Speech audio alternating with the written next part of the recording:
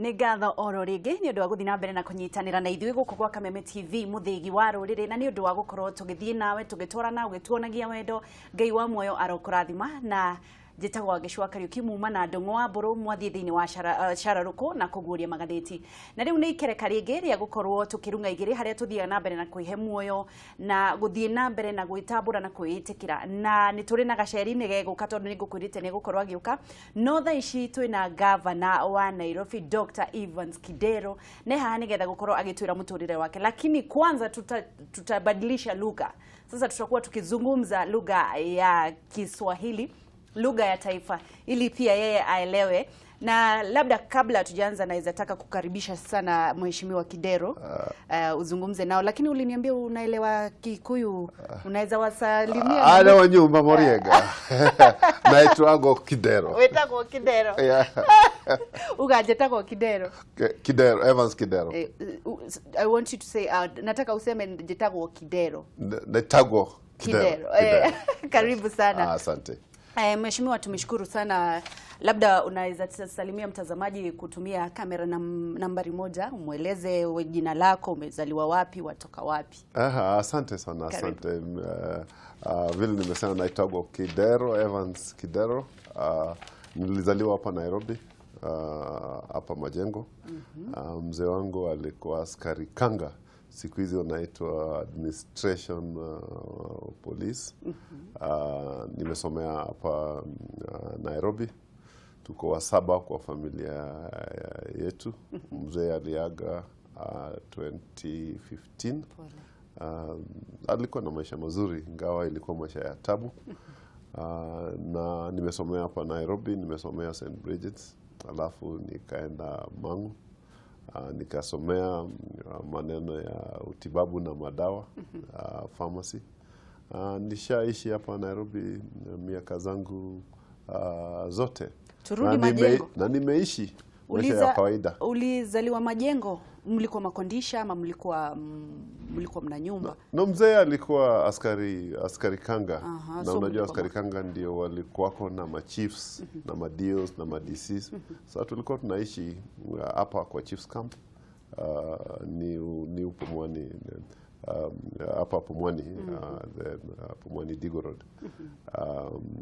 Lakini kuzaliwa nimezaliwa Pumwani maternity. Yeah.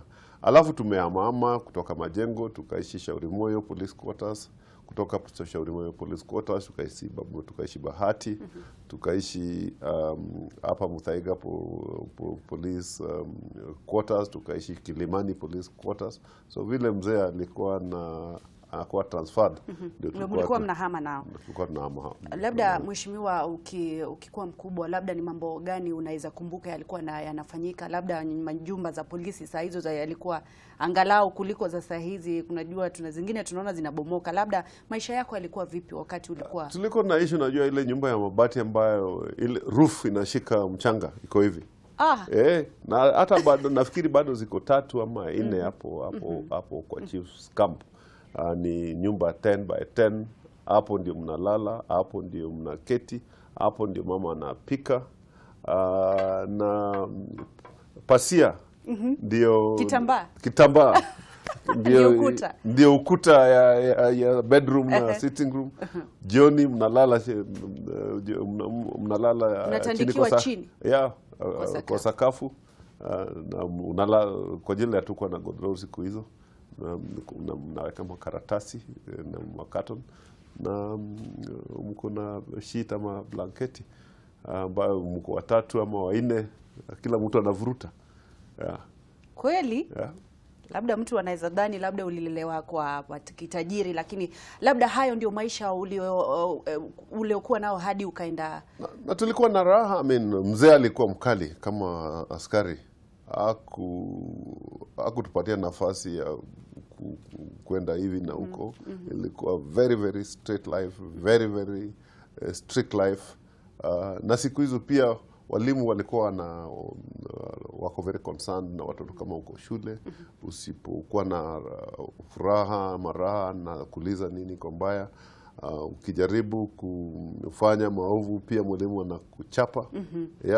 So ilikuwa maisha ya strictness kabisa. Siku ya Saturday kwa jiji sisi tulikuwa SDS, kwa tunaenda kanisa cross hapo Shauri Moyo. So ilikuwa ile maisha ya regiment. Kutoka shule nyumbani na heshima, unafanya vitu vyako peke yako, ile nguo ambayo umetoka na shule hadi uioshe kwa ajili hiyo nguo ya shule ndio unatumia, ndio ya kanisa na unanunuliwa once a year siku za Christmas, ndio unanunuliwa uniform. Na mzee, unajua siku zile mzee alikuwa ananiambia mshahara yake ilikuwa shilingi 30 in the 50s. Labda siku hizo mheshimiwa ulikuwa mbonta au tunaweza sema kulikuwa na watoto siku hizi tunaona wanarandaranda mtaani hapa, mlikuwa mnaruhusiwa kuja sijui rege No, mzee hakuturuhusu ili turandarande kutoka shule. Inajulikana shule inaisha saa ngapi na saa ngapi mnafika nyumbani. Ukifika nyumbani unafanya homework, anahakikisha hiyo homework imefanywa. Ingawa mzee wangu hakuwa amesoma, lakini alikuwa anataka nisiwe na maisha. Alikuwa anatuambia siku zijazo kama hujasoma maisha yako haitakuwa mzuri. So sisi sote, mimi ndio wa kwanza, niko na three other brothers and 3 sisters, tuko 7 kwa familia. Na sisi sote, ingawa pesa ilikuwa kidogo, lakini mzee alihakikisha tulipata masomo kiasi.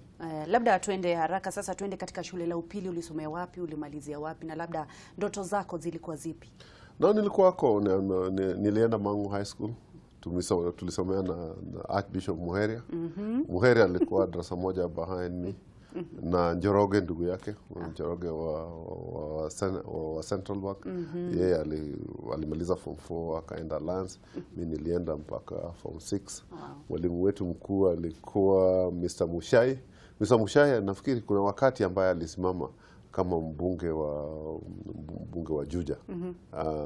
Na deputy ambaye alikuwa mkali sana, alikuwa anaitwa Kamau. Anatoka huko Uplands, alikuwa mtu mkali kabisa. Mkali kabisa. Hata nilikuwa nachezea hockey. Hiyo hockey pitch ambayo iko Mangu High School, mimi ndio nilijenga. I was a member of the CU, the Christian. Utundu shuleni labda ushaihepa hivi, unajua utoto ni ule tu. No, mimi unajua vile ile ukali na ile maisha nilikuwa nataka. Hii maneno ya kuhepa sikuwa nayo. I was very straight. Ndio nilikuwa hata head boy. Mimi ndio nilikuwa head boy wa Mangu High School the last 2 years, 1976 and 1977. Mimi nilijua nilikuwa nataka kusoma maneno ya madawa. So nilikuwa napenda chemistry, nilikuwa napenda hesabu. Uko daktari, ulikuwa maneno ya madawa, pharmacy. Nilikuwa nataka kusoma maneno za pharmacy. Na ndio nilipita vizuri. Labda ulimaliza shule ukaenda university, chuo kikuu? Nikaenda chuo kikuu. Ulisomea tu maneno ya madawa? Faculty of Medicine. Nikasomea maneno ya madawa, pharmacy. Baadaye nikasomea udaktari ya madawa, alafu nikafanya MBA hapa United States International University. Nilifanya internship huko Nakuru. Baadaye nikakuja nikafanya kazi hapa Kenyatta National Hospital. Nikajiunga na University Department of Pharmacy, nikafundisha kidogo. Baadaye nikaacha, nikapata kazi kama muuzaji wa madawa. Lakini ile madawa ya ukweli. Ile ya kuponya. Ile ya kuponya. Sio hiyo ingine. Sio hiyo ingine ambayo watu wengine wanajulikana. Hapana, mimi sikuchanganya. Nikakuwa sales rep na kampuni ambayo inaitwa Wana Lambert. Ambayo nilifanya mwaka mmoja, nikakuwa sales manager. Baadaye nikajoin kampuni inaitwa SKF, nikafanya na SmithKline Beecham. Baadaye Glasgow Allen Barris, alafu mwishowe nikafanya na kama mkurugenzi mkuu ambaye nilikuwa nasimamia biashara kwa nchi 29 ya GlaxoSmithKline. Labda wakati huo wote hujapata kipenzi cha roho? No, mimi wakati nimetoka university nilikuwa na mpenzi. Ulianzia university? Kutoka university first wakati nimetoka university ndio tulioa. Nilioa. Ulimpata wapi? Tulikutana wakati nilikuwa university, alikuwa anasomea hapo.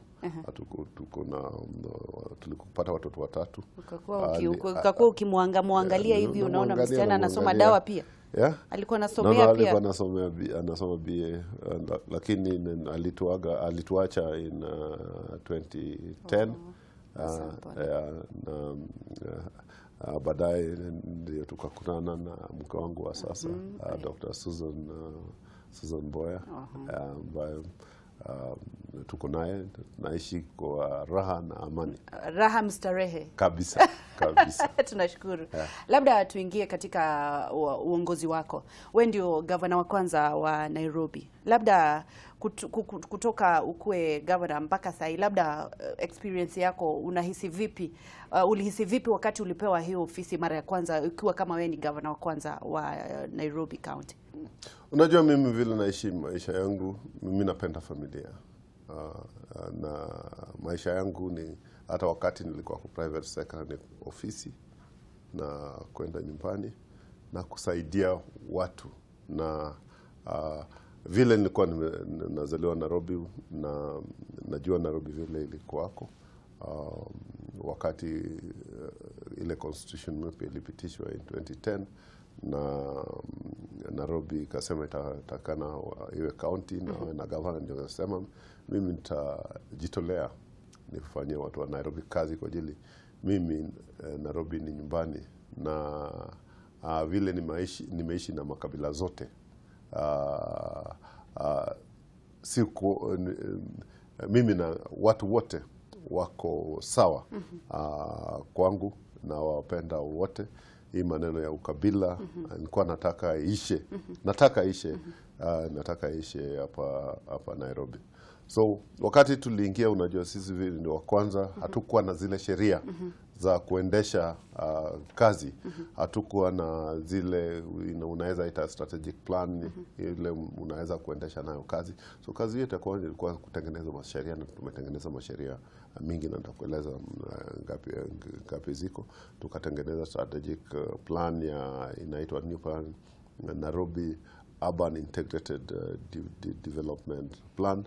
Tukafanya ukaguzi tujue kazi gani inataka ifanye kwa barabara, kwa elimu, kwa upande wa health ya hospitali, na tulikuta pia kulikuwa na wafanyikazi wengi ambao wako wale ambao walikuwa naitwa ghost workers.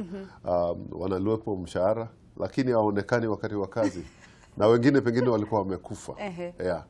Na labda kukuregesha nyuma kidogo tu, kuna mahali tumeruka. Ukakuaje ukakuwa mwanasiasa? Na nani uliambia, nani alikuambia unataka sasa kuingia katika siasa? Unajua vile katiba ya counties iko,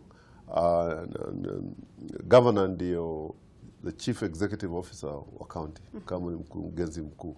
Na vile kazi yangu ilikuwa ni ukurugenzi wa makampuni, nikasema ile ujuzi ambayo nilipata wakati nilikuwa nafanya kwa ajili uongozi inaonekana imenifuata tangu niwe mdogo. Kwa ajili shule nilikuwa prefect, Mangu High School nikakuwa head boy, university nikakuwa chairman wa NUPSA, Nairobi University Pharmacy Students Association, na maisha yangu yote nimekuwa manager. Yule mtu ambaye anasimamia msimamizi wa kazi, kasema nitasimamia kaunti ya Nairobi kwa ajili kazi ya gavana na kazi ya usimamizi. Yeah. Ndio sasa ukaeleza rafiki yako ama ukaeleza nani sasa wataka kuingia katika siasa? Nikaketi na marafiki zangu nikawaambia mimi nasikia iko mwito rohoni mwangu niende nisimamie Nairobi, niwafanyie kazi. Wakaniuliza, si unajua wewe mbeleni ulikuwa unasema uweze kuingia siasa? Na nikawaambia ndio, hii kazi ya gavana sio kazi ya siasa, ni kazi ya usimamizi, ni kazi ya utendaji. Yeah. So, ndio ukaanza na ndio nikaanza tukaketi nikaingia chama cha ODM, tukatengeneza kamati, na hiyo kamati ilikuwa kamati ambayo iko na uso ya Kenya. Watu wote wa Kenya, kulikuwa na Wajaluo, kulikuwa na Wakikuyu, kulikuwa na Wakamba, kulikuwa na Wataita, na kwa ajili tulikuwa nataka ile usimamizi ama utendaji ambao utaleta Nairobi, ile inaonyesha ni usimamizi ya kuwahudumia Wakenya wote. Labda Daktari Mheshimiwa, unaweza tueleza ni ugumu gani? Tumebakisha siku chache tu tuende katika uchaguzi mkuu. Labda ni magumu yapi umeyapitia muda huu umekuwa gavana wa jiji la Nairobi? Nafikiri kitu cha kwanza wa Kenya na wa Nairobi hawapendi nchi yao. Kwa ajili ingefaa sisi kama wa Kenya tupende nchi yetu. Hakuna mtu ambaye anatoka pahali yetu upendelee nchi yetu. Sisi kama wa Nairobi, kwa ajili Kenya na Nairobi ni nyumbani kwetu. Sisi kama jamii, na kitu muhimu jamii wapendane. Na ile tumejaribu kuhakikisha watu wa Nairobi wamependa Nairobi. Kwa ajili unakuta zile tabu ambazo tunazo Nairobi, tuseme kama tabu ya takataka. Kila Nairobi anatoa nusu kilo ya takataka, lakini wanatupa ovyo ovyo. Kama walikuwa wanapenda Nairobi, unachukua vizuri, unaweka pahali, alafu tunakuja tunachukua. Usongamano ya magari, unakuta sio ati magari kweli iko mingi, lakini kila mtu ako na haraka, overlapping, kila mtu anataka kwenda pahali. Hakuna mtu ambaye anasema samani, wacha huyu aende kwanza ndio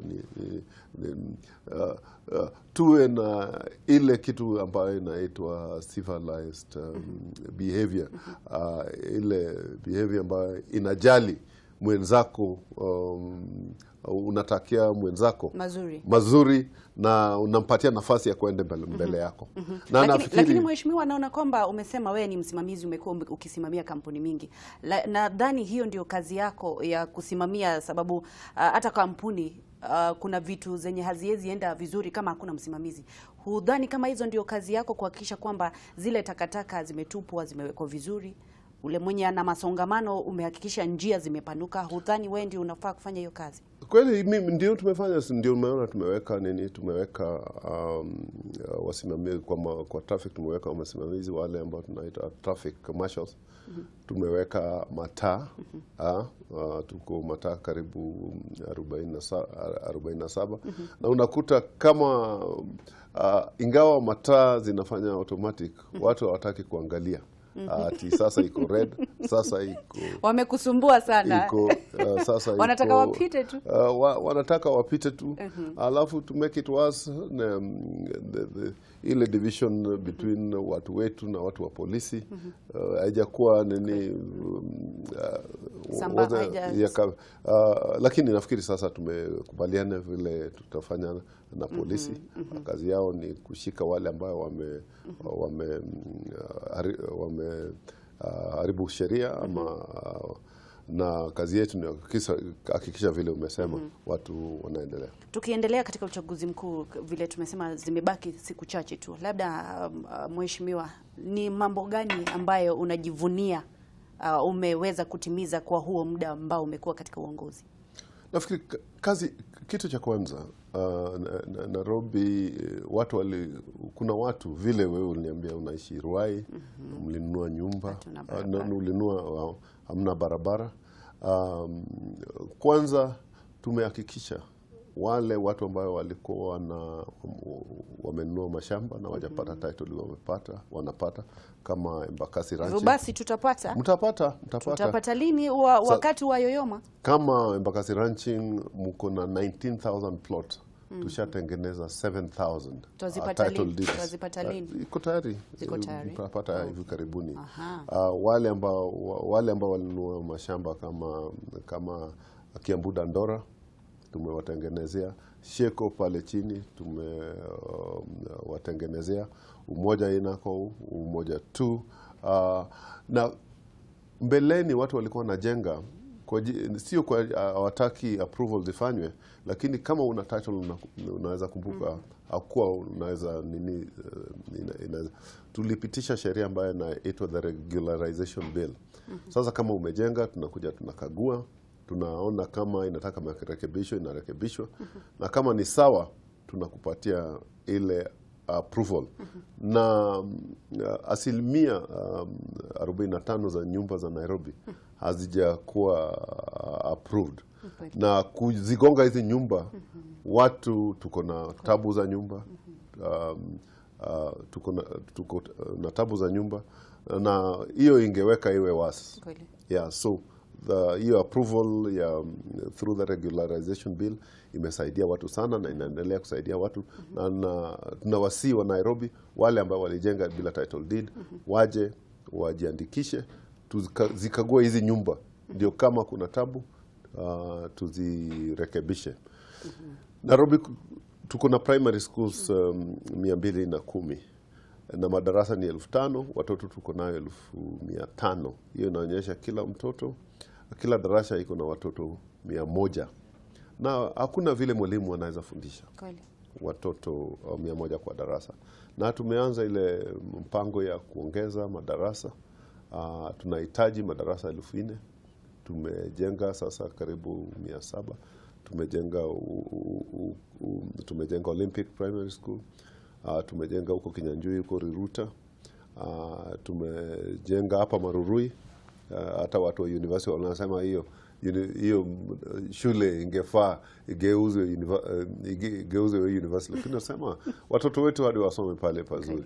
Juzi wiki iliyopita tulifungua shule hapa Mathari Hospital Primary School. Hii wiki naenda kufungua ile nimejenga huko St. Michael's Bakita huko South B, na secondary huko South B. Mahospitali zile tunaona wagonjwa 8,000,000 kila mwaka Nairobi, na hospitali zilikuwa zinafanya tu mchana. Siku hizi tumeweka hospitali 25 zinafanya 24 hours. Our health centers uko na 80.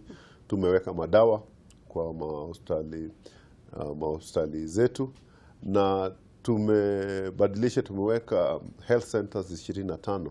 Sasa ziko na maternities. Tumefungua maternity huko Mtuini, tumefungua maternity hapa Mbagathi Road, tumefungua maternity huko Korokocho. Hata mbeleni akina mama walikuwa na wasiwasi kama wanaenda Pumwani, wanafikiria pengine mtoto atabadilishwa, mtoto atapewa yule mtoto ambaye sio wake.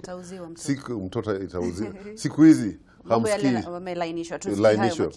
Watoto wengi walikuwa wanafa wakati na kina mama walikuwa wanapoteza maisha wakati wa kuzaa, na hiyo tumepunguza kabisa. Ni kweli. Labda mheshimiwa, tatizo ama donda ndugu katika Nairobi, changamoto kubwa ni hawkers na askari wa kanjo. Labda tuzungumze katika hawkers. Tunakubali kwamba wewe ndio umekuwa governor wa kwanza, na tunakubali kwamba zimekuwa changamoto za kujenga zile taratibu zile za kufuatwa. Labda kulingana na wewe, hawkers tatizo lao ni lipi na wanafaa kufanywa vipi? Nafikiri tatizo la hawkers kutokana na nini? Ni kwa ajili hatuna kazi. Kila mwaka na Kenya nzima watu 1,200,000 wanaingia wanakuwa wanataka kazi, na Nairobi watu 800,000 kila mwaka wanakuja, watu wapya kutafuta makao, kutafuta ajira na kutafuta vile wanaweza jidumu kwa kikazi. Na tunajua kazi hakuna. Badala ya kazi itengenezwe, makampuni zingine zinafunga, zinaenda. So mtu hadi apate vile anaweza kujisaidia. Na kama tungekuwa na wanunuzi, wale watu ambao wanauza hawangekuwako. So wale ambao wanauza wanaenda pale wanunuzi wako. So ile inatakikana, ili hata kama watu wanauza bidhaa zao wasifanye obstruction kwa wale ambao Suluhu ni lipi? Suluhu ni lipi? Tunawajengea pale wanafanya kazi. Tulipata hela bilioni, tulipata shilingi bilioni 6. Tunajenga huko Karandini. Bilioni 2 tunaweka Karandini huko Dagoretti Corner. Bilioni 2 tunaweka Jogoo Road Market. Bilioni nyingine 2 tutaweka hapa Kariakoo. Na tunazijenga pale, tunaweza hamisha wale ambao. Na hata ukiongea na wale hawkers, watawaambia siku hizi hawasumbui vile walikuwa wanasumbua zamani. Juzi nilikuwa naongea na Mama Kimondo ndio chair wa Ngara Hawkers. Hata juzi alikuwa kwa ofisi yangu. Alikuwa ananiambia, daktari, asante sana. Vile tulikuwa tunasumbuliwa zamani, siku hizi hatusumbuliwi kwa ajili nilichukua hatua. Wale walikuwa wanasumbua, wengine hawakuwa hata wanafanya kazi kwa county government. Wamejitengenezea ID card.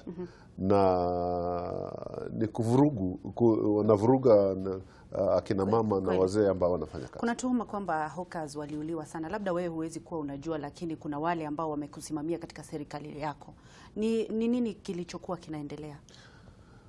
Najua kuna watu ambao walishikwa. Hii maneno iko kotini. Kama kuna mtu ambaye amevunja sheria, hadi sheria ichukuliwe. Wale ambao walikuwa na tufanyia kazi, tuliwafukuza, we suspended them. Na kuna wengine ambao sisi hatujui wanafanya wapi, vile nimekwambia. Wanajiweka hata wanafanyia ni wezi wa kawaida. Na sio tu kwa hawkers. Wanaenda kwa mijengo, wanasema sisi ni inspectors wa county government. Juzi tulishika wengine hapa Ngara, tulishika wengine Westlands, tulishika wengine huko South B, na tukakuta hao sio wafanyikazi wa county. Ni kweli. Tunashukuru. Labda wewe ambaye umeungana nasi sasa hii, tunazungumza na Gavana wa Nairobi Kidero, na kwa hapa ili tumjue zaidi anapoendelea kuwania ugavana uchaguzi mkuu ujao. Na labda kama una swali unaweza uliza, na unaweza uliza kwa lugha ya Kiswahili ili aweze kuelewa, lakini anasema si mkabila na anapenda watu wote wa county ya Nairobi. Tafadhali tupigie simu kupitia hizo nambari ambazo ziko katika television yako, lakini naelezwa kwamba kuna simu tayari watu washaanza kujaja studioni. Hello my sister. Hey. Unaongea na msanii Kirofi kutoka Maimahio. Kumbe unajua Kiswahili? Kiswahili nakielewa sana tena zaidi. Zungumza na gavana tafadhali. Asante kwa kunipatia ruhusa ya kuongea na gavana wa Nairobi. Mheshimiwa, habari asubuhi. Habari asubuhi, asante. Salama, ni msanii Kirofi kutoka Maimahio Naivasha, tunakuheshimu. Asante kwa maneno mazuri ambayo umeleta kwa Kameme TV, lakini ni maswali kadhaa ningetaka kukuuliza mheshimiwa. Kwanza ni venye umesema ya kwamba hawkers kwa siku za hivi majuzi wamekuwa hawasuburiwi kwa kaunti ya Nairobi. Nikuulize kwa nini zamani hiyo miaka ingine walikuwa wanasuburiwa? Mimi nikiangalia naona ni kwa sababu kama ni kampeni diposa hawasuburiwi. Na labda kampeni zikiisha utuhakikishie vile watakuwa wanaishi baada ya hapo. Halafu mheshimiwa, mimi nimekuwa nikikuja Nairobi kila siku na ninaona umejaribu kupambana na mambo ya msongamano wa magari. Lakini mambo ya parking, kama mtu akienda na gari ya umma inakuwa ni shida mheshimiwa. Unaweza ukatuambia mtu akikuja na gari kutoka mashinani, mambo ya parking unaifikiria namna gani? Asante sana. Asante, ni Kirofi kutoka Maimayo. Tutajibu baadaye, acha tushike simu nyingine. Hello. Ni salama sana, zungumza kwa lugha ya Kiswahili tafadhali. Okay, hiyo ni Ngura kutoka Vika. Ngura, habari ya asubuhi. Mzuri sana. Zungumza na mheshimiwa. Habari ya mheshimiwa Kidero. Habari ya asubuhi, asante. Ujambo? Okay, swali langu leo nilikuuliza kuhusu jambo ya Nairobi. Sana hapa CPD. Tunaona kuna kuaga na jam sana. Sasa akirudi kuna magari aliruhusu zikiwa zibebea kwa barabara kama mabasi. Sasa nauliza atafanya aje kama atarudi tena? Hiyo jamu ise. Halafu nimuuliza kama atarudi. Na tuseme kama ni Uhuru amerudi ama ni Uhuru ni Raila amechaguliwa. Ataunga yeyote mkono. Nini Kenya? Ni kweli, atatuelezea. wafanye kazi na yeye. Nashukuru sana, kuwa na siku njema. Labda tuchukue simu ya mwisho tu alafu turejee kwa mazungumzo. Hello. Habari kesho. Habari ya asubuhi. Ni jema. Tunazungumza na nani kutoka wapi? Naitwa Dongo Nyabura kutoka Thika. Thika, mwataka zungumza na mheshimiwa. Hebu salimia Kidero hapa sana. Amesalimika. Hebu mwambie mimi nafurahi ni kazi yake. Lakini nafurahi na kitu moja. Yeye. Sionagi akienda mkutano hii ya kodi kan. Jui ni nini hii. Nataka aniambie. Naonaga akisaidia watu sana. Sika watu hawa wengine wanasa. Hujui kama hao watu wengine wanaonaga na umutu ndani yake. Ana utu. Ana utu ndani yake. Okay. Sasa mimi kumshukuru juu nilisikia alisaidia nani Kamada Kioi. Anatufurahisha sana na mtoto mwingine alisaidia. Kweli. Sasa mimi nafurahi sana. Wakati anafanya na ajitolea tu aendelee tu na kusaidia watu. Asante kwa kufurahishwa na yeye, amesikia umemfurahisha sana. Maangalie nini? Kweli. Nashukuru sana. Sijui kama kuna simu nyingine ili tuendelee na mazungumzo. Pengine wacha tumalize hizo tatu. Tumalize hizo tatu kwanza. Asante sana wewe rafiki yangu kutoka Thika. Thika. Anashukuru sana. Unajua kazi ya Nairobi sio rahisi. Na vile tulianza nilikwambia mimi vile nililelewa, mimi ni mtu wa heshima. Na vile tulifundishwa na mama na mzee wangu kama ambaye alikuwa polisi ni kujalia marafiki, kujalia jirani, kujalia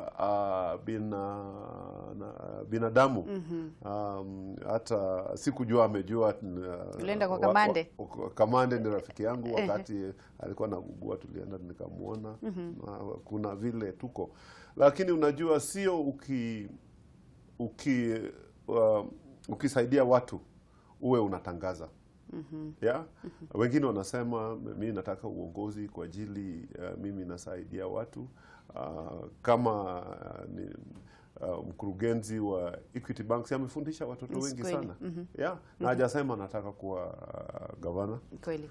Nyumbani kwangu bibi yangu Susan ni mtoto wa Tomboya. Unajua Tomboya alipeleka kwa watu wengi sana ng'ambo. Na Susan pia amepeleka pia. Ulioa mtoto wa kitajiri pia. Ulingangana kweli. Lakini mtu mzuri kwa roho. Na Susan amepeleka karibu wasichana wale ambao wametoka wa jamii kwa jamii ya kawaida. Amewapeleka shule kama Harvard, amewapeleka huko New York. Na hajaenda kwa TV, na kuna wengine ambayo akipatia mtu shilingi 100 ama shilingi 1000 wanakuja na makameras karibu 10. Na Biblia inatuambia mkono wako wa kulia usijue. Wa kulia, na iko katika kitabu cha Mathayo 6. Ukisaidia watu, ile mkono yako wa kulia iko nayo, ya kushoto isijue. Labda tuzungumze katika, labda utatueleza baadaye uhusiano wako na Senator wa Nairobi Mike Mbuvi Sonko ukoaje, na labda mmekuwa mkifanya kazi. Pengine hiyo nitarudia. Twende kwa ukisaidia watu sio uwe unapigia kelele kwa ajili vile Mungu ametuweka hapa duniani, ametuweka tuishi pamoja na tusaidiane. Ni sio ati ukisaidia watu hadi ulete makameras 10 alafu baadaye hata hiyo umewasaidia nayo unachukua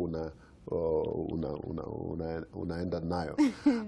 Kwa msongamano ya magari, kwanza hiyo maneno ya hawkers, siku hizi hawasumbuliwi kwa ajili mimi ndio gavana. Walikuwa wanasumbuliwa siku za kanjo. Wamesema ati ni sababu saa hizi uchaguzi umekaribia.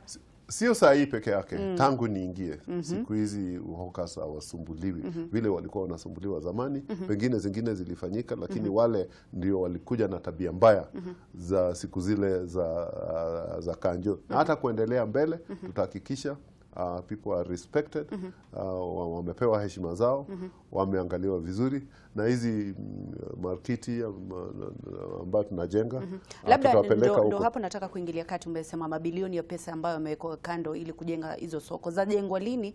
Zimeanza tayari. Hizi Ndio. ni usaidizi ambao tumepata kutoka kwa World Bank. Tunajenga wholesale market, tunaitoa hapa kutoka Markiti hapa ya Selassie Avenue, tunapeleka huko kwa pale junction ya Outer Ring Road na Kangundo Road, na hiyo itachukua watu 12,000. Alafu Jogo Road tunajenga kama inaenda juu karibu ghorofa 7. Kariako pia na Karandini huko Dagoretti Corner. Hiyo ni kazi ambayo tushaianza tayari. Na kwa magari ili zisiwe ama ziwe parked kwa city center, tumejenga car parks kama wale ambao wanatoka upande wa Yakiway. Kuna pale ambayo ni bus park ambayo tunayo Westlands, tunaipanua. Tumejenga bus park hapa Ngara. Saa zile magari ambazo zinatoka upande kupunguza msongamano wa magari hapo. Yes, ili zisikuje city center. Suluhisho. Tumejenga ile bus park ya Ngara, na hiyo imeweka biashara hata wale ambao wako Ngara iwe kwa ajili sasa wako na wanunuzi wengi. Tumejenga bus park ingine huko Desai Road na huko Park Road, tunaifungua hivi karibuni ili tutoe magari city center. Ziwe zinafika hapo, zinawacha abiria hapo, ndio abiria wanakuja, na wakitaka kuchukua magari wanaenda huko Park Road na Desai Road. Labda tuseme tuzungumze kuhusu mashamba. Labda kuna tuhuma kwamba huyu senator mwenzako, huyu Mike Mbuvi, amekuwa akisema kwamba wewe kuna mashamba ambayo umenyakua. Labda unaweza sema nini kuhusu hiyo tuhuma? Unajua kuna sheria na kuna kama mtu ako na malalamishi, na umeona kwa gazeti leo kama shamba imenyakuliwa ama kama mtu anaenda kwa National Lands Commission, kwa ajili sisi kama county hatuna sheria turuhusu ili sisi tupeane shamba. Na tangu nikuje, zile shamba ambazo zilikuwa zimenyakuliwa kama zile uko Woodley, zile zilikuwa zimechukuliwa za shule, wale watu wa Cotton City ambao walikuwa wana shamba zao zinachukuliwa huko chini, huko karibu mji wa Huruma, tumehakikisha shamba zao zimerudishwa. Na wale ambao wako wamepata title deed kama wewe ambaye uko Ruai, tumehakikisha utapata shamba. Lakini unajua saa zingine mwizi ndio ufikiria kila mtu ni mwizi. Kweli. Labda tukirejelea masuala ya Nairobi, labda kuna mizunguko ambayo ulikuwa umeweka za magari, zilifanya kazi zile, kuna zingine ulikuwa umeziba, kuna zingine ulikuwa umeachilia, zilisaidia? Ndio, kama Westlands unajua vile tulifanya. Na tunafanya kama tunashirikiana, kwa ajili unajua barabara zote za Nairobi sio za county government. Kama Uhuru Highway ni ya Kenya National Highways Authority, tunafanya na Kenya through Ministry of Transport. Thika Road ni ya Kenya, Limuru Road ni ya Kenya, Lang'ata Road ni ya Kura, Ngong Road ni ya Kura, na tunashirikiana pamoja. Na tulikuwa pamoja, tuliketi pamoja na Ministry of Roads and Transport, tuliketi pamoja na Ministry of na Kenya na Kura, na tulijadiliana tukakubaliana vile tafanya. Pale watu walikuwa na upole na patience, kama Westlands inafanya. Hizi zingine ambayo tulijaribu kufanya.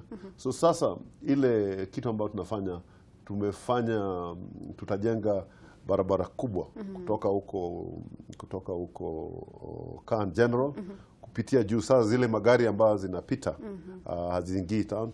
Tunaweza kumbuka wakati huo nilisema zile trailers haziwezi kupita katikati ya jiji. Wanapita tu kutoka saa 4 usiku mpaka saa 11 asubuhi. Ndio unaona siku hizi hatuna zile msongamano ambayo tulikuwa zamani. Zipite Southern Bypass ambayo inapita karibu na park, ama iende Northern na Eastern Bypass. Na hata hizo barabara tayari zimejaa. Mpango ya kujenga bypass mpya kutoka huko Mlolongo kupitia kwenda Juja, hiyo iko tayari, na ingine kupitia chini ya Ongata Rongai, ipitie Ngong, alafu iende mpaka huko Naivasha, hiyo pia iko tayari, ndio itahakikisha. Ubaya watu wengi wananunua magari. Kila siku magari, kila mwezi registration mpya ya magari ni 12,000. Yeah? Kwa mwaka tuna new registration ya 150,000. So niliona hata rafiki yangu Soka alikuwa anasema ati hata msongamano ya magari atamaliza. Kwanza nataka kumshukuru ile maneno ya kugeuza Uhuru Park iwe bus park.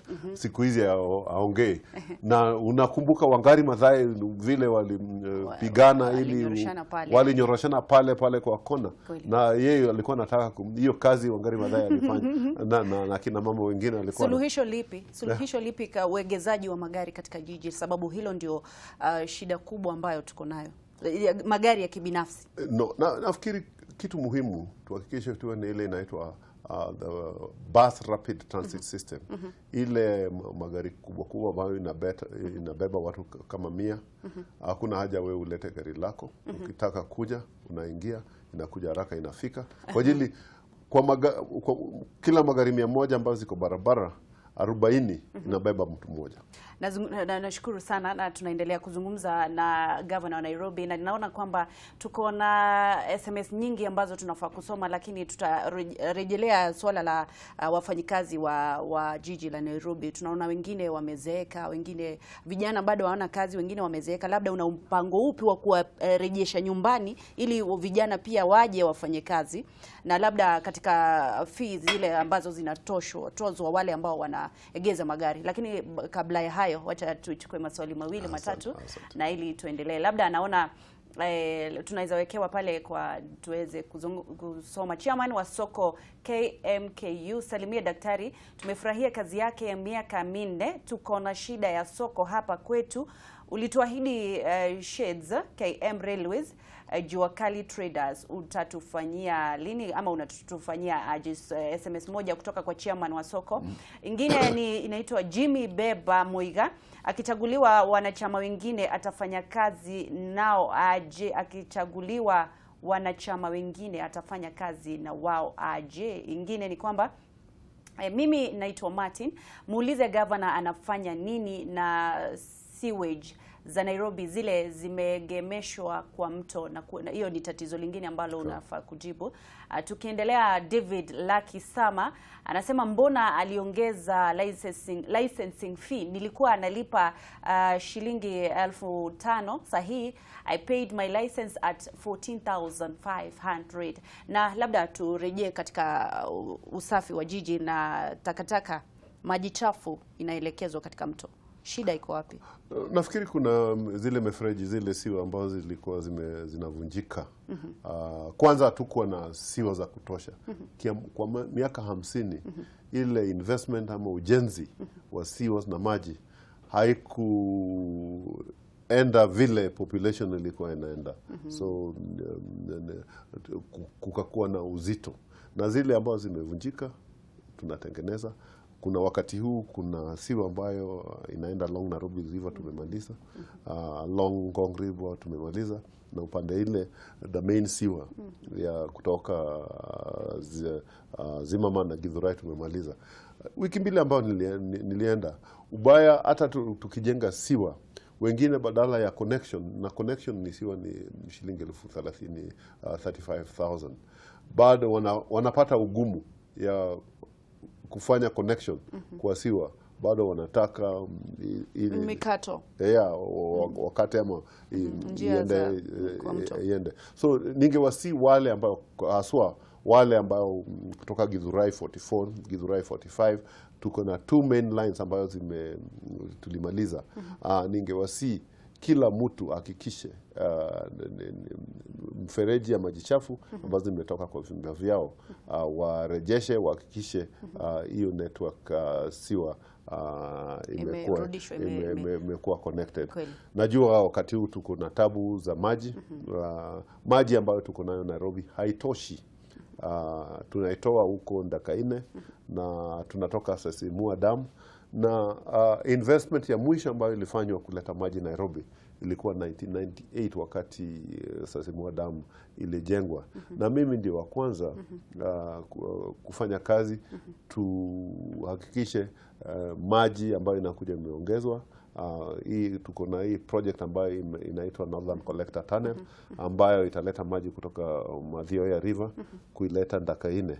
Ingawa tunajua sasa, unajua kuna upungufu wa maji. Kweli. Na kwa ajili unaona hatukukua na zile rains, long rains hazikukuja.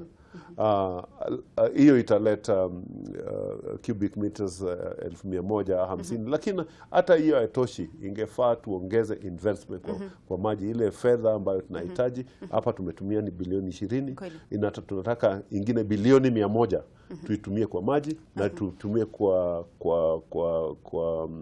siwa. Na hii ni pesa ambayo serikali kuu ndio inaweza kopa kwa ajili kama county hatuna capacity ya kukopa. Labda mheshimiwa, tunaona kwamba tumekuwa hatuna mvua na zile msimu za mvua zilipita na mvua haikunyesha. Lakini shida kuu katika jiji la Nairobi ni kwamba kuna watu wezi wakubwa ambao wanatega maji, wanaweka kwa maboa zao na wanauzia wana Nairobi. Labda unapigana na jambo hilo vipi?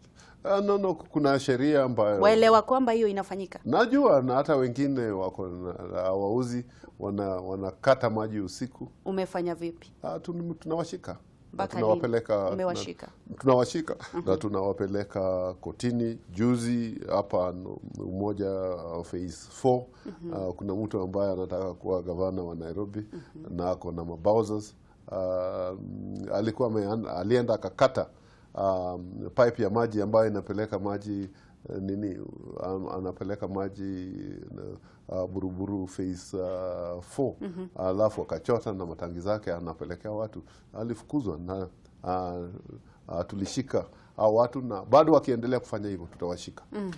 Labda tuzungumzie swala la licensing na fidia ambazo zinatozwa ushuru wale ambao wako na biashara na vile wale ambao wanafanya kazi katika jiji la Nairobi. Labda kwa nini likaenda juu sana na suluhisho ni lipi? Waona kwamba uchumi unaendelea kuzorota. Nafikiri kwanza tuongee uliniuliza maneno ya kuna watu wako na wamekuwa wazee na vijana wako wana kazi.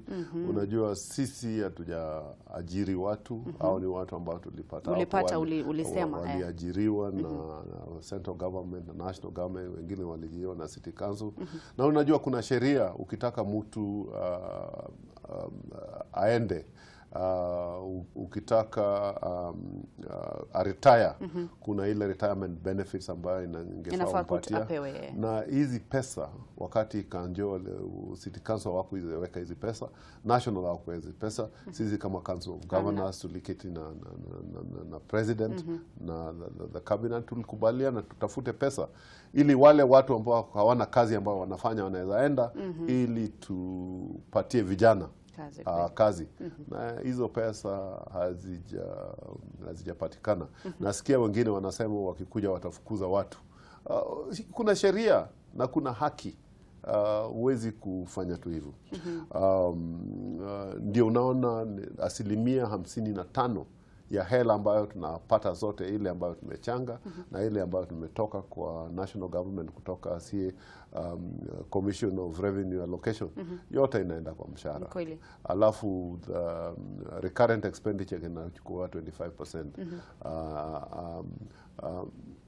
Percent ambayo imebaki ndio tunalipia ile loans ambayo tulipata na tunatumia kwa development.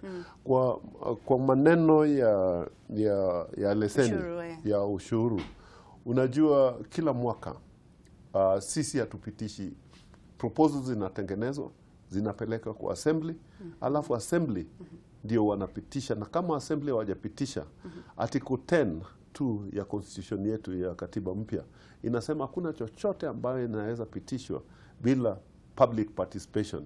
Ile ningewasi wa Nairobi, wakati sheria za hela na fedha zinapitishwa, wawe waangalifu, wasikubali hizi zipitishwe kwa ajili sisi tunafanya implementation vile imepitishwa na assembly.